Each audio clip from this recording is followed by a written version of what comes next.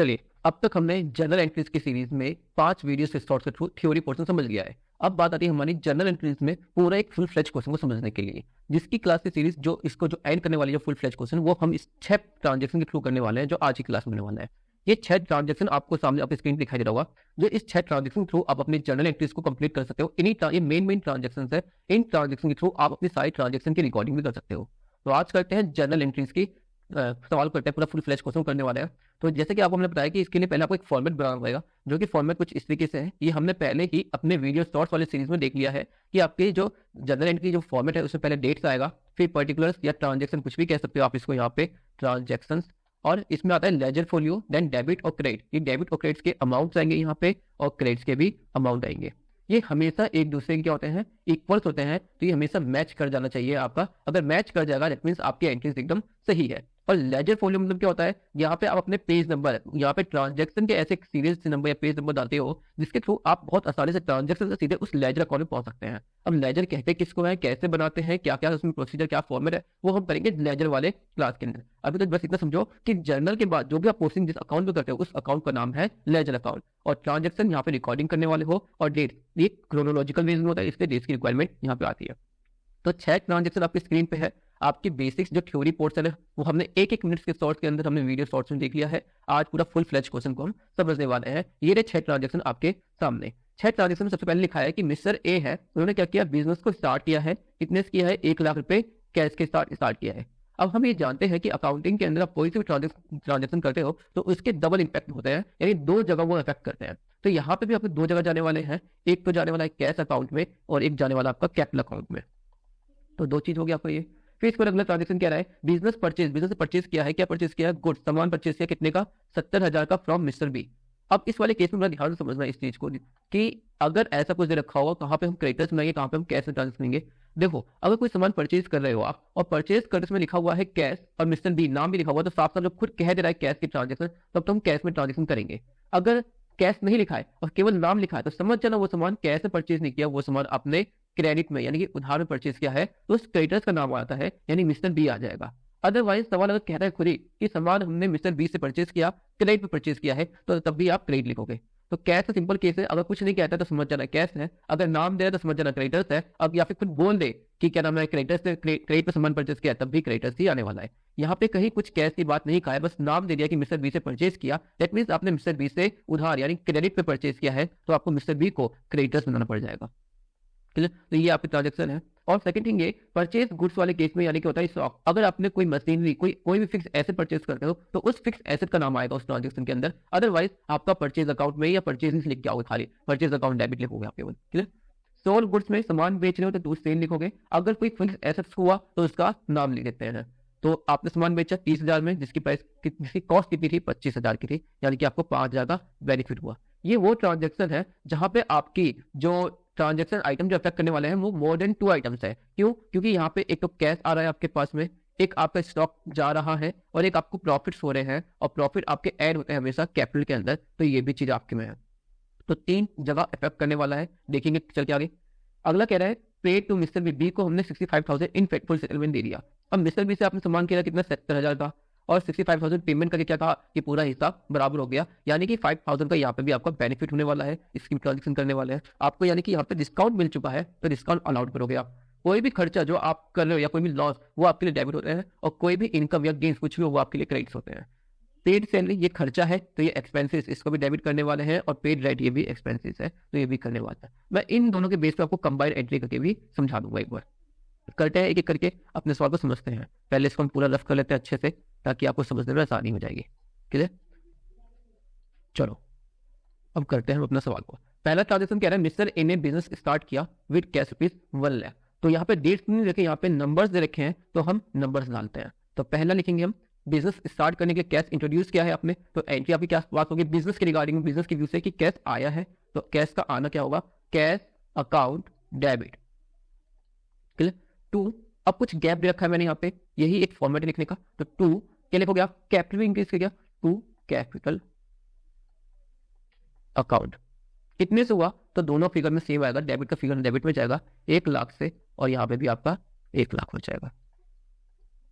अपना नरेशन लिखोगे नीचे, बीइंग कैसे लिखोगे, बीइंग कैश इंट्रोड्यूस, हम जब पैसा लगाते हैं तो उसको इंट्रोड्यूस कहते हैं, being cash introduce in business, business में हमने पैसा लगाया। तो आपकी पहली एंट्री होगी। दूसरी एंट्री पास करते हैं, दूसरे कलर से देखते हैं, ये रही आपकी दूसरी एंट्री।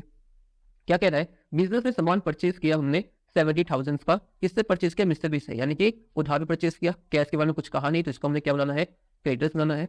तो करते हैं, सामान परचेज करोगे तो परचेज अकाउंट आ जाएगा आपका।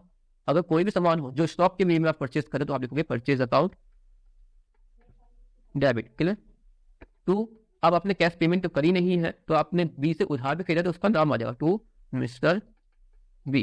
कितने का परचेज किया, 70,000 का परचेज किया है हमने, तो 70,000 आपका यहाँ पे हो गया। लिखेंगे यहाँ पे बीइंग गुड्स, हमने सामान परचेज किया, गुड्स परचेज ऑन क्रेडिट, उधार परचेज के हैं, तो ये लिखेंगे। अगर यहाँ पे कोई फिक्स एसेट परचेज करते हैं तो परचेज की जगह पे आपका उस फिक्स एसेट का नाम होता, जैसे सपोज मशीनरी परचेज किया तो मशीनरी अकाउंट आता। और अगर कैश पेमेंट किया है तो मिस्टर बी की जगह पे आपके सीधे क्या आता, वहां पे कैश आ गया था या बैंक आ गया था, क्लियर। तो ये इस तरीके से आप करोगे। अगली एंट्री पास करते हैं, तीसरी एंट्री। थर्ड एंट्री क्या कर रहा है, सामान को हमने बेचा है 30,000 रुपए में, जिसकी प्राइस, इसकी कॉस्ट कितनी थी, 25,000 का। तो आप करते हैं, सामान बेचोगे तो आपके पास पैसे आए होंगे, तो क्या लिखोगे आप, कैश या बैंक, आप कुछ भी लिख सकते हो यहाँ पे, कैश या बैंक अकाउंट डेबिट। आपको क्या हुआ यहाँ पे, क्या नाम है, प्रॉफिट हो रहा है, जो भी प्रॉफिट होता है आपको, आप उसको क्या करते हो, क्रेडिट करते हो। तो टू P&L अकाउंट, और टू जितने का सामान गया आपके पास, तो सामान जो सेल किया आपने, to sale account, bank account debit to P&L account debit to sale account. तो ये हो गया वैसे बेसिकली। तो अब करते हैं इसकी एंट्री। पैसे कितने आपके पास, 30,000 के आए, P&L फायदा कितने का हुआ आपको, सामान बेच के 30,000 का बेचा ना आपने सामान, 30,000 का फायदा कितने का हुआ आपको, 5,000 का फायदा हुआ, 5,000 का प्रॉफिट को क्रेडिट करोगे। और 25,000 का सामान आपका चला गया है तो वो लिखोगे आप। यहाँ पे लिखते हैं बीइंग गुड्स, सामान आपने बेचा, सोल्ड एट प्रॉफिट, प्रॉफिट में बेच दिया, तो ये हो गया आपका थर्ड एंट्री। अब चलते हैं फोर्थ एंट्री पास करते हैं। ऐसी पास हो गई यहाँ पे भी, paid to mister B, mister B को आपने पे किया, कितना पे किया, 65,000 इन फुल सेटलमेंट। जब देखो मिस्टर बी को देना कितना था, 70,000, मुझे देना 70,000 है, पर मैंने क्या कहा कि 65,000 ले लो और हिसाब किताब अब क्या हो गया, बराबर खत्म, कोई बाकी नहीं। यानी कि 70,000 देना था, पैसे ना देखे चले आए, हम बोलते नहीं वैसे रख लो भाई, नहीं। तो वही वाली कहानी यहाँ पे भी है कि 70,000 देना था लेकिन 65,000 दे करके आप वापस चले आए, और क्या आपको हिसाब किताब नहीं है, यानी 5,000 का आपने बेनिफिट हो गया, आपको 5,000 का क्या हो गया, डिस्काउंट मिल गया। तो जब प्रॉफिट हुआ यहाँ पे भी, तो यहाँ पे भी आप आ जाएगा, आपको डिस्काउंट मिला है कि आप पेमेंट करने गए थे, तो लिखते हैं। अच्छा, मिस्टर बी है जो आपका, उनको खत्म करना है, वो पहले क्रेडिटर्स है तो वो खत्म करेंगे, मिस्टर बी अकाउंट डेबिट, कितने से खत्म होंगे पूरे, 70,000 से, ठीक है। टू, आपको वापस बेनिफिट हुआ, तो आपको जो बेनिफिट हुआ यहाँ पे आपने प्रॉफिट और लॉस गेन नहीं किया, यहाँ पे आपको डिस्काउंट मिला है, तो लिखेंगे टू डिस्काउंट रिसीव्ड, डिस्काउंट मिला है, कितने का डिस्काउंट मिला आपको, 5,000 का डिस्काउंट मिला। टू, आपने पेमेंट किया है तो पैसा चला गया होगा आपके पास से, कैश या बैंक, जो आपको सही लगे, जैसा सवाल करेगा वैसा करेंगे। तो ये हो गया आपका 65,000। तो इस तरीके से आपकी ट्रांजेक्शन ये वाली भी हो गई। अब लिखते हैं बीइंग क्रेडिटर्स, जो क्रेडिटर्स है उनको हमने पे कर दिया, पेइंग क्रेडिटर्स पे। अब चलते हैं पांचवी एंट्री ट्रांजेक्शन देखते हैं। पांचवा ट्रांजेक्शन क्या कह रहा है कि सैलरी पे कर रहे हैं 10,000 की, और सिक्स कह रहा है 5,000 की हमने रेंट पे किया। तो इनको करके देखते हैं पांचवी ट्रांजेक्शन। फिर वापस आपके यहाँ पे डेट्स आ जाएगा, आपको पता ही है, यहाँ पे आपके पर्टिकुलर्स आते हैं या फिर ट्रांजेक्शन्स आते हैं, और फिर आएगा आपका लेजर फोलियो, डेबिट अमाउंट और क्रेडिट अमाउंट, इस तरीके से आपके आते हैं। तो आप फिफ्थ एंट्री ट्रांजेक्शन करने जा रहे हैं। फिफ्थ एंट्री ट्रांजेक्शन हम करते हैं तो वापस हमने क्या किया, यहाँ पे सैलरी पे करी हमने, पहले क्या पे किया है हमने, सैलरी पे की है 10,000 की।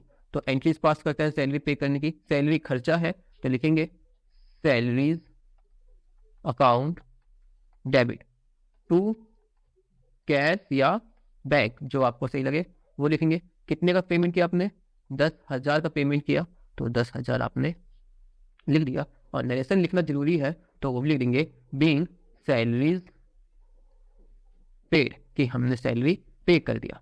और लास्ट में जो आपकी एंट्री, जो सिक्स्थ वाली एंट्री है, उसको भी आपके लिए खर्चा है, रेंट पे कर रहे हो तो उसका भी लिखोगे आप rent account debit to cash या बैंक, जो आपको सही लगे।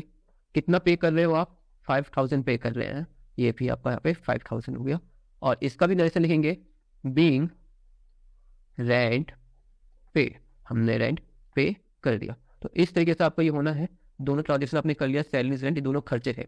अभी मैं आपको कंबाइंड एंट्री समझाऊं उससे पहले आप देखो मैच करते हैं क्या डेबिट और क्रेडिट मैच हुआ है या नहीं हुआ है। तो अगर आप देखो इसको तो 1 लाख प्लस 7,000, 1,70,000 प्लस 30,000, ये हो गया 2 लाख, 2,70,000 प्लस आपका 2,80,000 प्लस 2,85,000। यहाँ पे बैलेंस जो निकल के आ रहा है आपका 2,85,000, 2,85,000 का आपका बैलेंस निकल के आ रहा है। इतना ही यहाँ पे भी होना चाहिए, तभी आपका आंसर सही होगा। तो इसको भी करते हैं ऐड।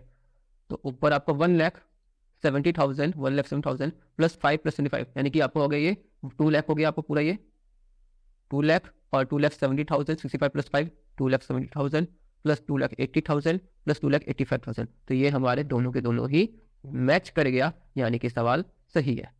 अब समझते हैं कंबाइंड एंट्री। कंबाइंड एंट्री आप तभी करना, वैसे देखा जाए तो कंबाइंड एंट्री हम हर केस में कर सकते हैं, लेकिन मोस्ट ऑफ केस में आप कंबाइंड एंट्री तभी करना जब आपके ट्रांजैक्शन का नेचर सेम हो।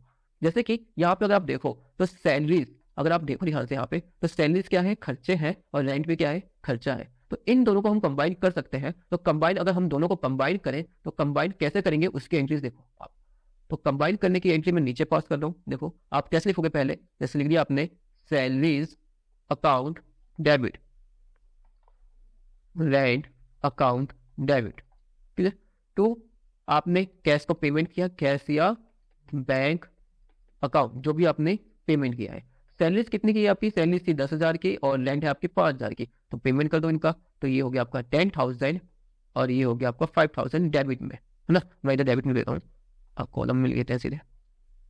ये हो गया यहाँ पे आपका 10,000 और ये हो गया आपका 5,000, और दोनों को सम करके यहाँ पे आपका आ जाएगा कैश जो आपने दिया है 15,000। That is combined. यहाँ पे आप लिख सकते हो बीइंग ऑल एक्सपेंसेस, या उनके नाम डाल सकते हो, दो चार हैं यहाँ पे हम नाम भी डाल सकते हैं, और ऑल एक्सपेंसेस लिख सकते हैं, बीइंग ऑल एक्सपेंसेस पेड। तो इस तरीके से हम जर्नल एंट्रीज पास कर सकते हैं। ये आपके इन्हीं के थ्रू आप कई सारे जर्नल एंट्रीज ट्रांजेक्शन कर सकते हो, और काफी आसान है जर्नल एंट्रीज करना, कोई ज्यादा टफ नहीं है। अगर आपको कुछ भी डाउट्स होता है तो आप हमें व्हाट्सअप भी कर सकते हो, हमारा जो नंबर है व्हाट्सअप नंबर नीचे भी चल रहा है, और वैसे भी आप लिख सकते हो 9411639185। इस पर आप हमसे डाउट्स भी पूछ सकते हो, ऐसा कोई वो नहीं है कि आप हमसे नहीं पूछोगे। हम टीचर, मैं आपको बताने के लिए निकला हूँ, जब आपको सिखा रहा हूँ यूट्यूब पे, तो आप जैसे आपको सही लगे आप मुझसे क्वेश्चन कर सकते हो, आपको जो भी डाउट्स है वो क्लियर जरूर करेंगे हम यहाँ से। तो इस नंबर पर आप हमसे पूछ सकते हो। बाकी इन्हीं ट्रांजेक्शन के बेसिस पे आपको टीएस ग्रेवाल सबसे बेस्ट बुक है, इससे अच्छा बुक और कोई है ही नहीं। तो टीएस ग्रेवाल आप केवल इसको भी अच्छे से करोगे तो आपके सारे डाउट्स भी क्लियर हो जाएंगे और सारी प्रैक्टिस भी हो जाएगी। अल्टीमेटली अगर देखें तो अगर आपको परफेक्शन चाहिए तो केवल एक ही सॉल्यूशन है, वो है आपका प्रैक्टिस करना। जितनी ज्यादा प्रैक्टिस करोगे उतना ज्यादा आप इससे परफेक्शन होंगे। कहते हैं ना practice makes a man perfect, वो बात सही है। तो आपको प्रैक्टिस करना है। बाकी ऐसे ही आपको जर्नल एंट्रीज पास करनी है, ऐसे ही आपका फॉर्मेट बनने वाला है। ये रिवीजन सीरीज था, रिवीजन सीरीज तभी काम आएगा जब आपने पहले कुछ ना कुछ इसके बारे में प्रिपरेशन कर रखी होगी, अदरवाइज ये भी सर के ऊपर से जाने वाला है। इसलिए तब तक के लिए आप अपनी प्रैक्टिस करते रहे। मिलते हैं एक नए कॉन्सेप्ट एक नई सीरीज में।